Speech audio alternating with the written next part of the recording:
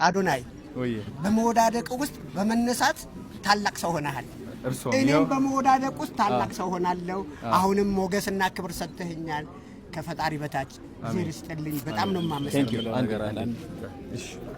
ዋናው ነገር ዛሬ እንግዲህ እንዲህ ባለ ስነ ስርዓት እንድናደርግ ያስገደደን ነገር ሌሎችም በጣም የምንወዳቸው የምናከብራቸው በተለያየ ሙያ መስክ ያሉ ከአርቲስቶችም ውጭ ያሉ ሌሎች አካላት ደግሞ ይሄንን አሪያ በማድረግ እንደዚህ የመኪና ርክክብ እንዲያደርጉ የምንወዳቸውን የምናደንቃቸውን በህይወት እያሉ ማመስገን መቻል አለብን፣ ማወደስ መቻል አለብን ብለን ነው ዛሬ የተነሳ ነውና ለዛም ነው ለጋሽ ሰሌ ክብር ይገባዋል ለሰራው ስራ። እንግዲህ ቻሌንጁ እንደምታውቁት በተለይ ለማህበራዊ ድረገጽ ላይ ሲዘዋወር ነበር። ጋሽ ሰሌ በታክሲ እየተጋፋ ይሄድ ነበር።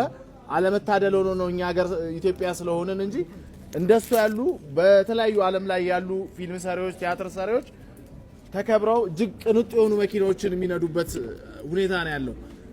ኢትዮጵያውንና ደግሞ እንደዚህ ሆነ። ግን ደጋግ የሆኑ ኢትዮጵያውያኖች አሉ። በተለይ በዚህ አጋጣሚ ብሩክ ሪል ስቴትንም እባካችሁ ደግማችሁ ደጋግማችሁ አመስግኑልን።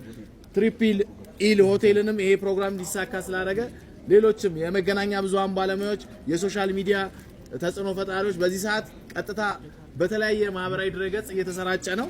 በጣም በርካታ ሰዎችም እየደወሉልን ነው። እናንተም ስለመጣችሁ ለጊዜያችሁ እናንተንም በጣም እጅግ አድርገን እናመሰግናለን።